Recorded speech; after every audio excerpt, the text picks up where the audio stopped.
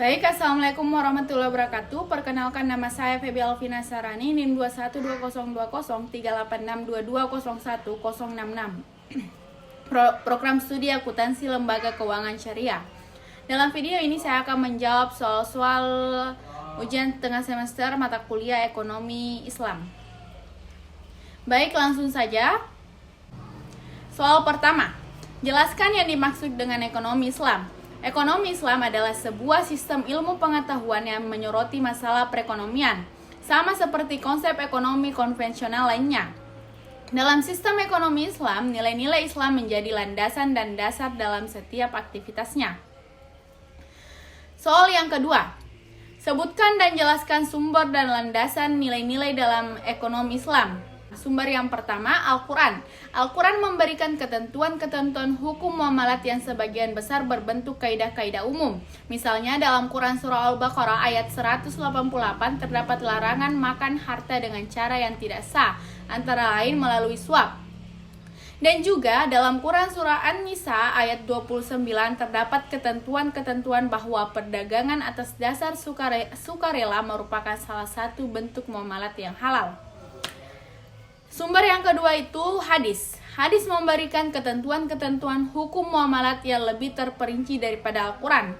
Hadis Nabi SAW yang diriwayatkan oleh Ibnu Majah, Ad-Daruqutni dan lain-lain dari Sa'id Al-Khudri radhiyallahu anhu bahwa Rasulullah SAW bersabda yang artinya janganlah merugikan diri sendiri dan janganlah merugikan orang lain. Selanjutnya, soal yang ketiga. Jelaskan prinsip dasar dan tujuan dalam ekonomi Islam. Prinsip dasar yang pertama, sumber daya dipandang sebagai amanah yang diberikan Allah kepada manusia, sehingga pemanfaatannya harus bisa dipertanggungjawabkan di akhirat. Artinya, manusia harus menggunakan sumber daya untuk kegiatan yang bermanfaat, baik untuk dirinya sendiri maupun untuk orang lain. Terus prinsip yang kedua itu kepemilikan pribadi tetap diakui, namun dalam batas-batas tertentu yang berkaitan dengan kepentingan masyarakat dan tidak mengakui pendapatan yang diperoleh secara tidak sah. Yang ketiga, bekerja merupakan penggerak utama kegiatan ekonomi Islam atau syariah.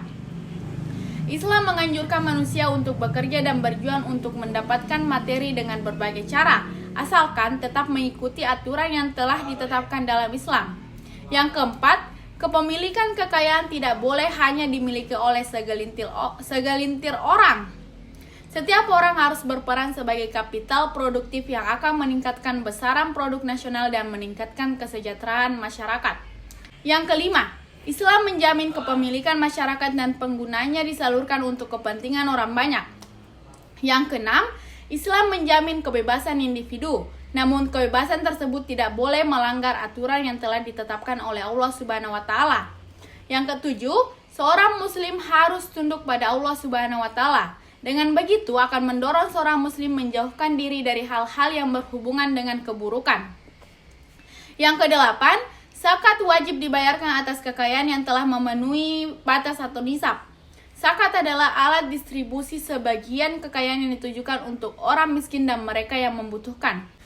Adapun tujuan ekonomi Islam itu yang pertama, tercapai konsep kesejahteraan atau falah. Konsep falah dalam Islam adalah kebahagiaan umat manusia di dunia dan di akhirat. Secara luas, falah mengacu pada kebahagiaan spiritual, moral, dan sosial ekonomi. Yang kedua, distribusi adil dan merata. Terdapat aturan dalam agama Islam yang mencegah kekayaan atau sumber daya berpusat di tangan orang-orang tertentu, sehingga diharuskan untuk kekayaan tersebut memutar dan beredar secara merata di seluruh bagian masyarakat. Yang ketiga, kebutuhan dasar tersedia. Kita mengenal konsep kebutuhan dasar yakni sandang, pangan, dan papan. Mengakomodir kebutuhan tersebut juga menjadi tujuan ekonomi Islam, karena sesuai dengan hadis riwayat Tirmizi yang mendefinisikan kebutuhan apa saja sebagai kebutuhan dasar manusia, yang artinya anak Adam tidak memiliki hak yang lebih baik daripada sebuah rumah tempat ia tinggal, selembar pakaian untuk menutupi auratnya, serta sepotong roti dan air. Yang keempat atau yang terakhir, tujuan ekonomi Islam yaitu menegakkan keadilan sosial. Tujuan ini tergambar lewat perkataan Allah dalam Ali Imran ayat 92 yang artinya, kamu sekali-kali tidak sampai kepada kebajikan atau yang sempurna sebelum kamu menafkahkan sebagian harta yang kamu cintai. Realisasi tujuan ini dalam ekonomi Islam terwujud melalui sistem sedekah seperti ayat di atas dan juga sistem zakat, yang dimana cara seseorang mendapatkan kekayaannya juga diatur agar dalam prosesnya tidak membuat seseorang berada dalam kerugian. Soal yang keempat, jelaskan konsep khilafah dalam ekonomi Islam. Konsep khilafah dalam Islam di mana khilafah adalah sebuah gerakan keagamaan yang dipahami sebagai konsep tentang kenegaraan yang berdasarkan syariat Islam dan pemimpinnya disebut khalifah. Konsep tersebut mengandaikan seluruh dunia Islam disatukan ke dalam satu sistem kekhalifahan atau pemerintahan yang tunggal. Sistem khilafah mengklaim bukan sistem demokrasi, melainkan menerapkan sistem ahlul halli wal aqli. Sistem pemerintahan ahlul halli wal aqli ialah sistem pemerintahan di mana orang yang mempunyai wewenang untuk melonggarkan dan mengikat. Selanjutnya, soal yang kelima, jelaskan konsep filantropi dalam ekonomi Islam. Dalam pandangan ajaran Islam, filantropi adalah perbuatan yang sangat mulia. Bagian utama dari ketakwaan seorang muslim, perbuatan yang akan mengundang keberkahan, rahmat, dan pertolongan Allah. Perbuatan yang akan menyelamatkan kehidupan secara luas. Potensi filantropi umat Islam terwujud dalam bentuk zakat yang hukumnya wajib, infak, sedekah, wakaf, hibah, dan derma-derma lainnya. Soal yang terakhir atau soal yang keenam, jelaskan konsep kepemilikan dalam ekonomi Islam. Kepemilikan dalam syariat Islam adalah penguasaan terhadap sesuatu sesuai dengan aturan hukum dan memiliki wewenang untuk bertindak terhadap apa yang ia miliki selama dalam jalur yang benar dan sesuai dengan hukum. Pada prinsipnya, Islam tidak membatasi bentuk maupun macam usaha bagi seseorang dalam memperoleh harta.